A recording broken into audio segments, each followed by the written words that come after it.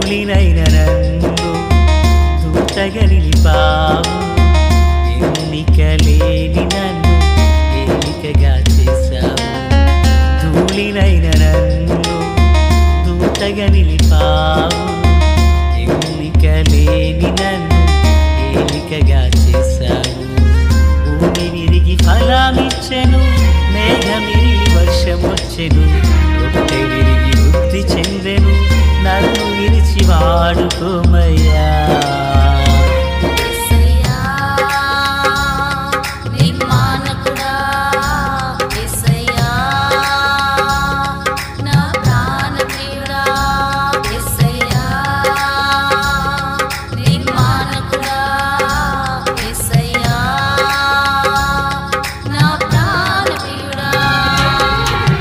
ధూళినైన నన్ను దూతగా నిలిపావు, ఎన్నిక లేని నన్ను ఏలికగా చేశావు. ధూళినైన నన్ను దూతగా నిలిపావు, ఎన్నిక లేని నన్ను ఏలికగా చేశావు. దేవుని నామానికి స్తోత్రం కలుగును గాక. ప్రభువైన యేసుక్రీస్తు వారి పరిశుద్ధమైన నామంలో తండ్రి అయిన దేవాది దేవునికి స్తోత్రాలు చెల్లిస్తూ జీవపు మన్నా కార్యక్రమం వినిచిన ఆత్మీయులందరికీ యేసయ్య పేరట నా హృదయపూర్వకమైన వందనాలు. ఆత్మీయులారా, బాగున్నారు కాదు? మరో పర్యాయం మనం ఇలాగనే కలిసి దేవుని దైవవాక్యాన్ని ధ్యానం చేసే కృపా భాగ్యం ప్రభు మనకు అనుగ్రహించున్నారు. నేటి దిన వాక్య ధ్యానమై ఆదికాండం 21వ అధ్యాయం 2వ వచనము. ఎట్లనగా దేవుడు అబ్రహాముతో చెప్పిన నిర్ణయ కాలములో శారా గర్భవతి అయి అతనికి ముసలితనమందు అతనికి కుమారుని కనెను. చిన్న ప్రార్థన. తండ్రి దేవా స్తోత్రాలు. చదువబడిన వాక్యము మీది. వినిచుండిన వారందరూ మీ వారు. మీ దాసుడనైన నన్ను సంపూర్తిగా మరుగు చేసి దైవ స్వరమును వినిపింపచేయమని యేసునామమున అడుగుచున్నాము మా పరమ తండ్రి, ఆమేన్.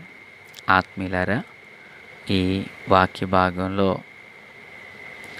దేవాది దేవుడు శారాను గూర్చి చెప్పినట్లుగా ప్రకారము నిర్ణయ కాలంలో శారా గర్భవతి అయి అబ్రహాముకు ముసలితనమందు కుమారుని కనిన విషయాన్ని మనం ఇక్కడ చదివి ఉన్నాం.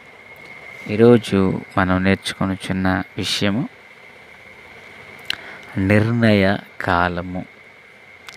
నిర్ణయ కాలము అంటే దేవుడు ఈ పనిని చేస్తానని, ఈ కార్యాన్ని జరిగిస్తున్నాను అని దేవుడు ముందుగానే తెలియపరిచారు.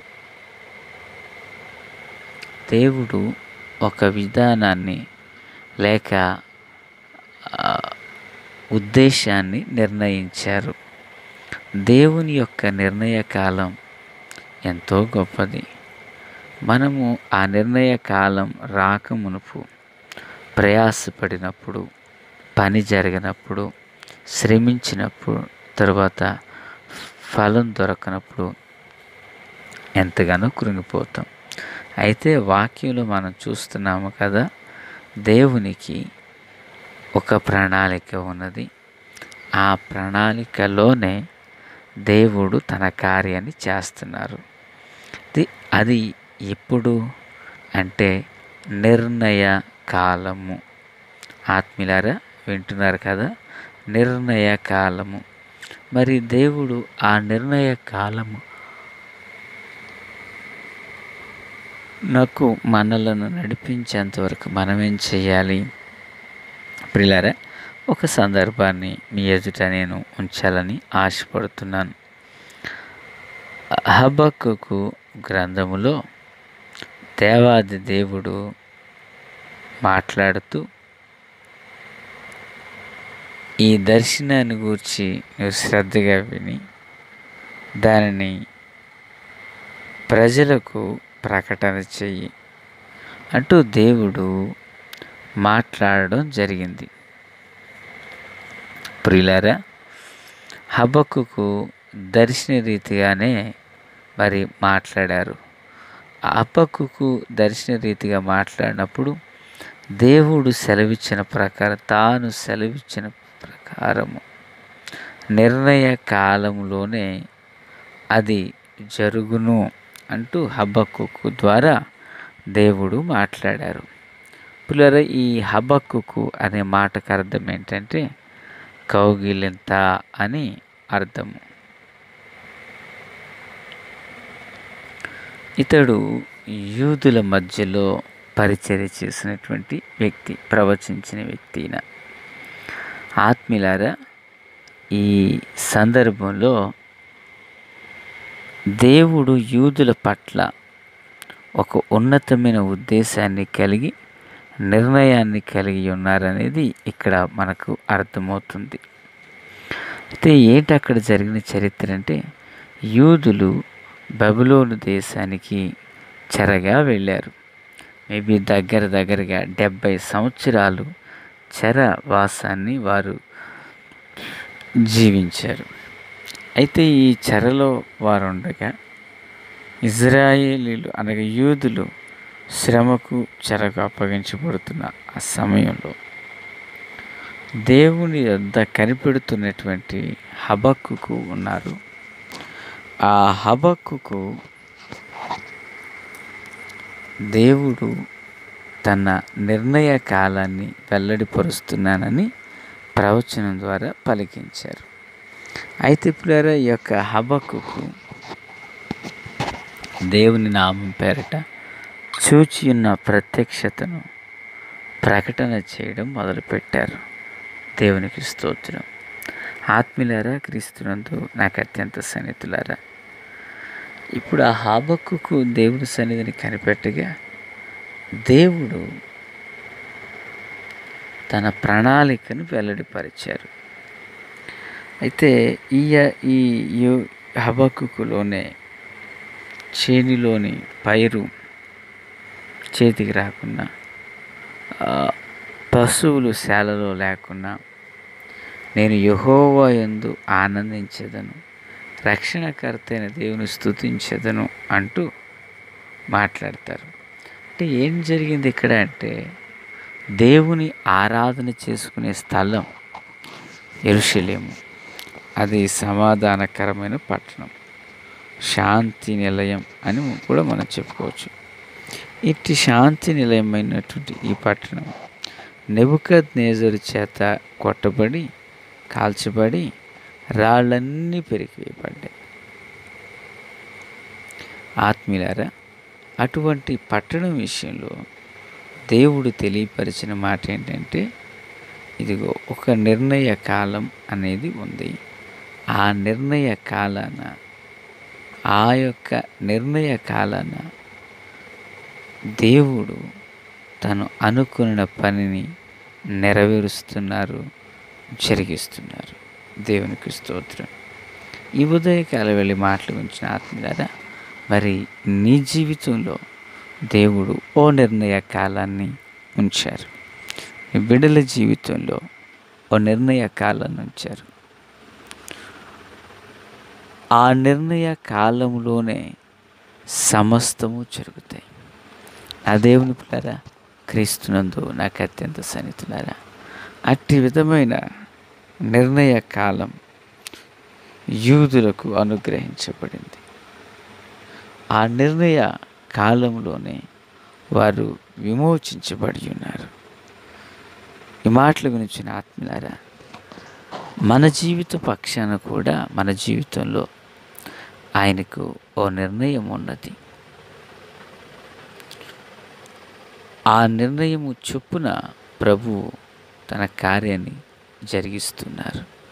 దేవునికి స్తోత్రం. ఆత్మీయులారా, క్రీస్తునందు నాకు అత్యంత సన్నిహితులారా, ప్రభువు చూపిన నిర్ణయ కాలం, ఓ వివాహ విషయంలో దేవుని నిర్ణయం, ఒక గృహ కట్టడం విషయంలో దేవుని నిర్ణయం, ఆధ్యాత్మికంగా ఎదగాలంటే దేవుని నిర్ణయం, ఆ యొక్క దేవుని నిర్ణయమే మనలను ప్రభు యొక్క కృపాసనం ఎద్దుకు నడిపిస్తూ వచ్చింది. ఆత్మీయులారా, క్రీస్తునందు నాకు అత్యంత సన్నిహితులారా, ఎప్పుడైతే ఆ యొక్క నిర్ణయ కాలానికి మనం వేరుగా ఉంటామో దేవుని కార్యము మనం చూడలేం. నిర్ణయ కాలానికి మనల్ని మనం ఎప్పుడైతే అప్పగించుకుని సిద్ధపడతామో దేవుడు సహాయం చేస్తారు. దేవుడు ఆ నిర్ణయ కాలాన్ని మనకి ఎప్పుడు బయలుపరుస్తారంటే, చూడండి, కీర్తనాకారుడు ఇలాగున పలుకుచున్నారు. ఏమని పలుకుచున్నారు? హబక్కూకు గ్రంథము 3వ అధ్యాయము 17వ వచనం.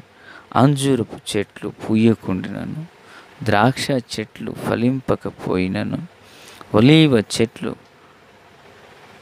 కాపు లేకయుండినను, చేనిలోని పైరు పంటకు రాకపోయినను, గొర్రెలు దొడ్డిలో లేకపోయినను, శాలలో పశువులు లేకపోయినను, నేను యెహోవా యందు ఆనందించెదను, నా రక్షణకర్తైన దేవుని నేను సంతోషించెదను అంటున్నాడు.